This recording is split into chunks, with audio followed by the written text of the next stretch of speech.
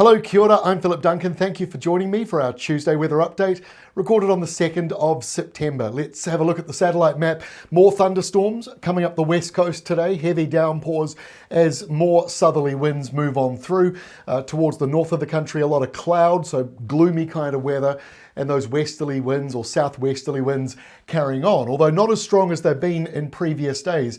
So this is kind of like the last gasp of the blast that we just had over the past few days. That's a lot of rhyming words. And it's moving through and clearing away as high pressure starts to build. Here is the high pressure zone right out here in the Tasman.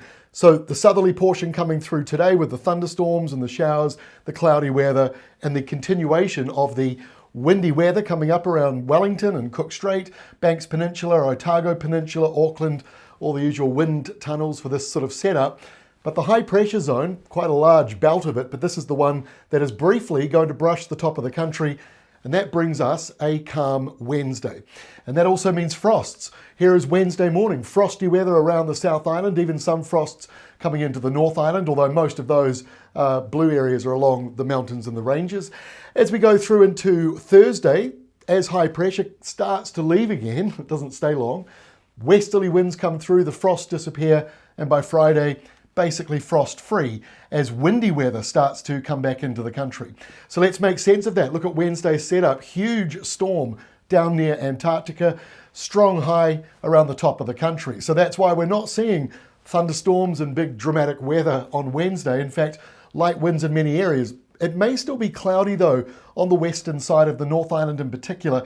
There may still be a few showers, nothing too major in the picture there, but there might be a couple of showers remaining, and the temperatures go up to some degree, especially as that northwesterly wind comes out of the Australian area and into the South Island. So that's why we do see frost tomorrow, because those winds don't really arrive until afterwards. But as we go into Wednesday night and Thursday morning, that's why you're seeing those frosts disappearing from the southern part of the country.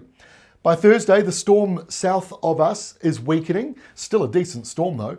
And between the high in our north and the low in the south, the squash zone is right over the South Island and is moving up towards Cook Strait. Now, of course, being nor'westers, not as cold, so the polar line goes southwards, still over Stewart Island. You'll still feel it a little bit around parts of Southland, but really that nor'wester will kick in and lift up the temperatures for you. Rain on the west coast, or at least showers in the northern part of it. Mostly dry for the North Island, spring-like with subtropical winds coming through and west to northwest winds. Make the most of it, because this stuff over here around Tasmania is coming our way, and it starts on Friday. So Friday, the nation's split into three pieces. You've got the southern portion of the South Island, wintry weather coming through, snow back on the mountains, down to about 1,000 metres or so with the heavy stuff, and heavy rain moves up the west coast. Then you've got in central parts of the country, very windy weather. We've got a wind map in a moment for that. Strong northwesterlies getting up to damaging in some areas, especially inland parts of the South Island right near the mountains.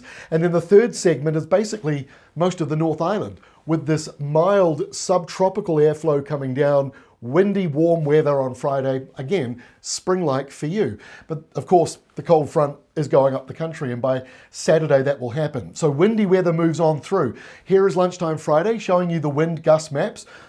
Strong winds in the purple, those are the areas where winds get up over 100 kilometres an hour and could be damaging. Obviously, a lot of this is mountainous area and the hills and the ranges, but people live all around them, so just be aware of that. Strong winds coming through, and our capital affected by that on Friday.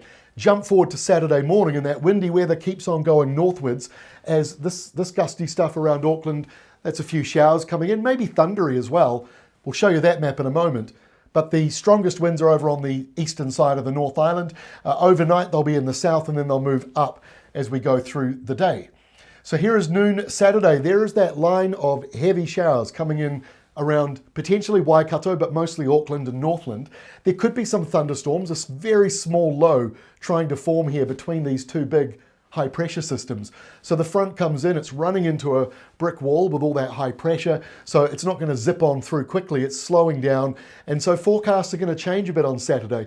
The timing will be the problem. You see the downpours coming, but do they arrive at 9 in the morning or at 3 in the afternoon, that sort of thing? So we've still got to work that out, but that is coming through. And for the South Island, obviously wintry weather with that blue line coming right up again. So snow flurries down.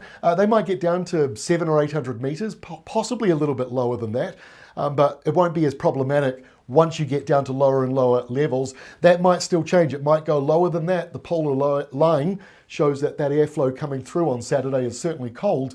And on Sunday, look at that, it sweeps right up across the country. It's probably only the second or third time this year that we've seen that happen in such a big way. High pressure out to the west, encouraging that southerly airflow. High pressure out to the east, that's the one we've got coming through on Wednesday this week. That's well gone by Sunday. And we've got a few showers, southeasterly winds in the northeast corner of the North Island, up around northern Hawke's Bay, Tairāwhiti, East Cape, Gisborne. And in the southern part of the country, Southland, Stewart Island, Fiordland, showers and cold airflow carrying on through, but dry in many other places. So next week, in comes the next warm burst of weather. This is a classic spring setup here. So you've got the wintry stuff coming through, now high pressure coming back in again as we kick off next week. But now it's pulling down this airflow from around the Coral Sea, the Solomon Sea, Queensland, curving around over New South Wales and straight on into the South Island, and that bulldozes away the polar line. And of course over here in Western Australia, South Australia, coming in to the southeast, there is their next wintry blast, which is very likely to head our way. So we are seeing a very classic spring setup where wintry weather is still in the forecast every single week. Cold fronts, 2 or 3 of them each week coming through, but you're getting these pauses every few days where the winds shift and it's a northerly and it warms back up again. That's a lot more spring-like. One last map before I go, or I've got a couple more, but this is for next Tuesday. Talked about this low here. It's got one high coming in with the southerly flow on that side, the New Zealand side. On the eastern side, the other high departing, northerly winds. Southerlies and northerlies, it helps to spin this part of the middle. Now that's very low air pressure. It is all offshore here for the most part. Surfers would love this. It's going to drive in some pretty big swells coming through into the North Island. But as for a weather point of view, a little bit windy in the northeast, but for now that rain is offshore. But we'll be monitoring it. But remember, that high is pushing across eastwards. The high is the more dominant feature. And so low pressure likes the path of least resistance, just like a river around mountains, right? Rivers don't go up and over a mountain, it goes around the valleys. Low pressure does the exact same thing in the atmosphere. These are like mountains of high pressure. This is going through the middle of it, but there is high pressure down here, which is slowing this all down, making it windier. So we'll monitor it, but for now, it is offshore. The last map for you, the rainfall for the next 7 days, shows most of the wet stuff over on the west coast, the central west coast, 200 plus millimeters on the way for you.